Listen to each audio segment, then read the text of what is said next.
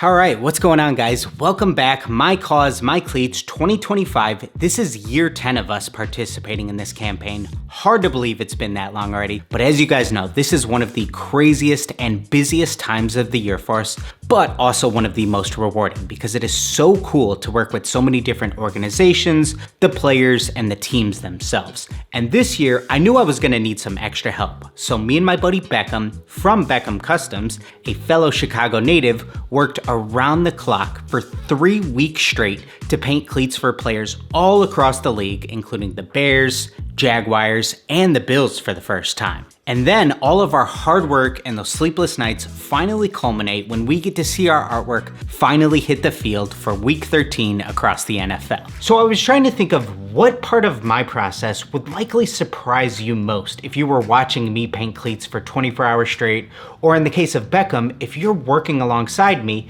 is there anything that I'm doing differently? And the answer that I came up with is something that almost cost us during our first week working together when we were trying to do all of the cleats for the Buffalo Bills. Personally, I think that when you're working on a big project like this, everything has to be done in an incredibly specific, efficient order that we can't stray from. So all of the taping, all of the base painting, all of the stenciling, all of the touch-ups, and etc.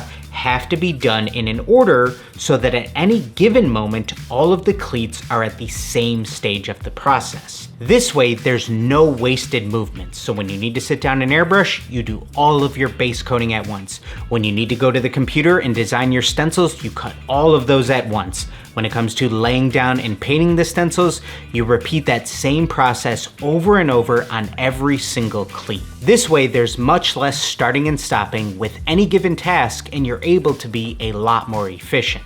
But since this is the first time in quite a few years that I've actually worked for an extended period alongside another artist on the same project, there were some things that we had to work through. We were just figuring things out, and we would say, you go ahead and do this, I'll do that, you take this pair, go ahead and try that, I'll try to get to that spot later, do you think you'll be able to complete that by tomorrow? And we were just trying to figure each other out. But that made hitting our deadline much more difficult for our first big batch. Thankfully, after a bit, we were totally in sync together. I mean, we were painting side by side for anywhere from 12 to 20 hours straight a day for 3 weeks straight. And a lot of nights, Beckham was just crashing here in the studio because we were going so late. But I think ultimately we developed a really cool rhythm. And within this craft that can be a little bit lonely, you are gonna be by yourself a lot as an artist, it was really cool to have another creative mind to go back and forth with. So before we even touch any paint, the initial cause is what this entire thing is really about. The colors, the symbols, the story. That's what really shapes the whole design. So what I like to do first is try to familiarize myself with the given cause, see what they're all about,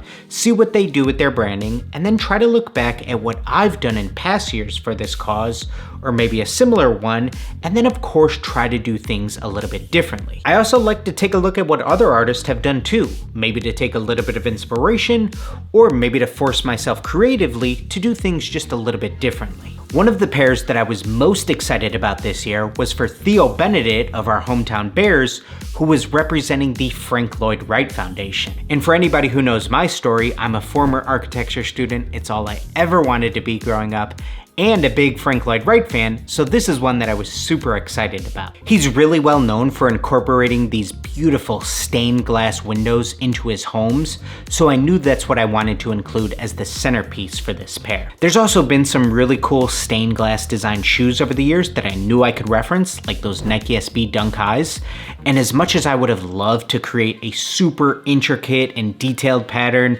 and just gone all out with this theme, I knew that we were on such a tight deadline that I did have to keep things fairly simple in terms of how I was going to create this stencil. As we were approaching another one of our big deadlines, I had to have another one of my artist friends, Jason, swing by the studio, hang out with us for a day, and he actually helped hand paint all of these individual stained glass panels. I ended up hitting these panels with a nice high gloss finish while the rest of the shoe was done in a matte, and these turned out to easily be one of my favorite pairs from this entire year's campaign.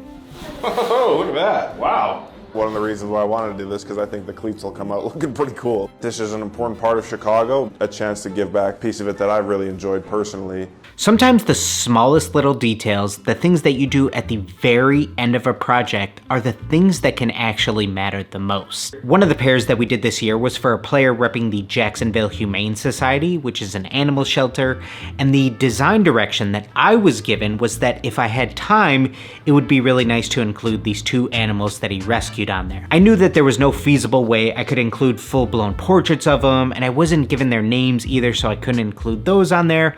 So I decided to take the pictures that I was given on them and just see if I could create a fun little cartoony stencil, something that I could include very last minute. So the day that I was supposed to ship out all of the Jaguars pairs, I was actually done a little bit early. So I took this image, threw it into an online converter, and included this very, very basic and simple stencil on the insides of the shoes. And it ended up being the main thing that was sort of highlighted when he was talking about his cleats. They even got the puppies on there. Jackson and Champ, I love these. These are awesome. I was at Walmart down here late at night a couple months ago, and I was putting my cart away, and there were two little puppies in the cart in front of mine, and just definitely could not leave them there. So we got a box from the store, brought them home. I think they were adopted within 2 days. I mean, they couldn't have been better, and it was great all around getting them to homes.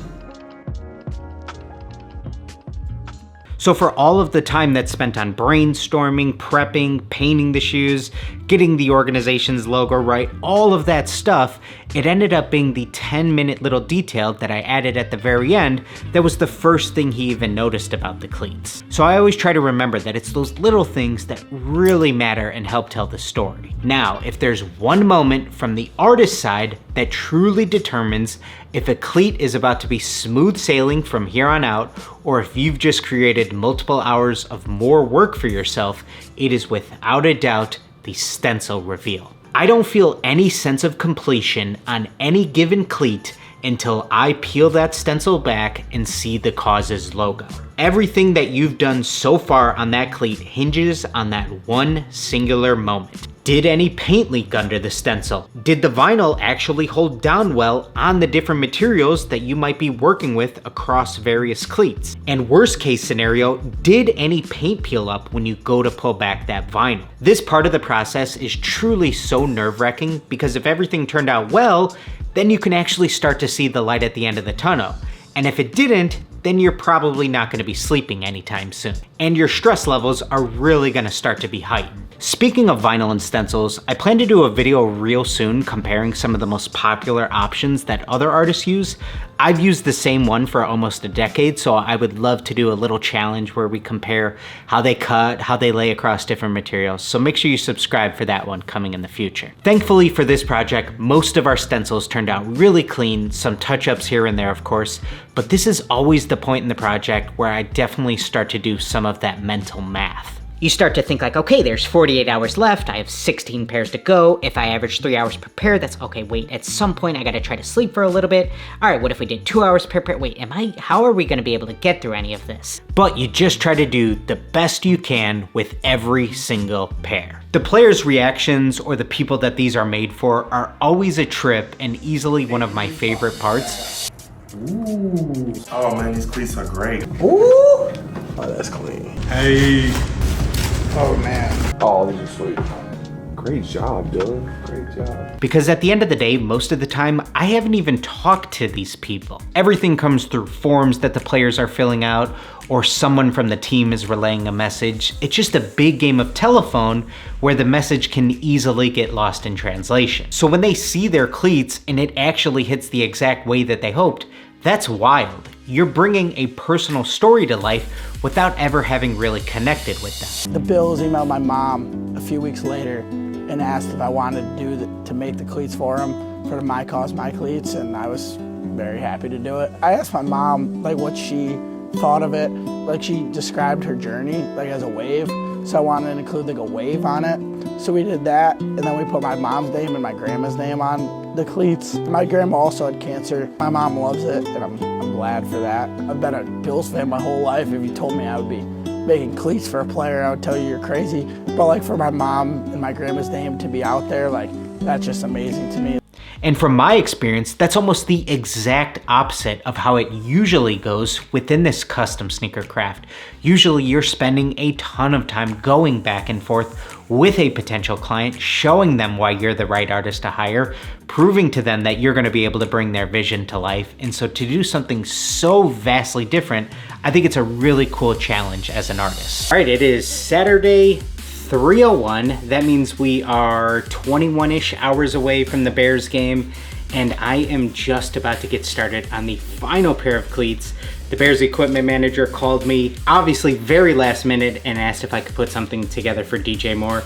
So this will be the final pair that I'm doing, so let's get started on it.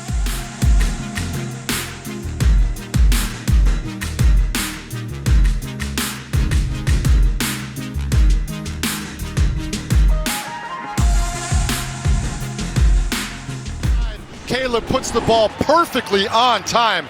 That is a quarterback and his receiver in.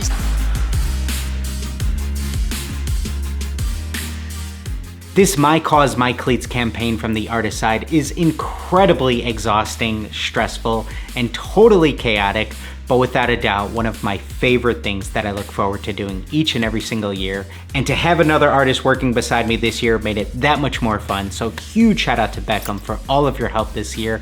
A huge shout out to my brother Daniel, as always, for prepping every single pair that comes through the DCF studio, and my buddy Jason for hopping in at the 11th hour on this project. And I want to give a massive thank you to you guys for tuning in for another one of these videos. Please go ahead and drop a like on it if you haven't already. Make sure you're subscribed, and now everybody get out there and just create.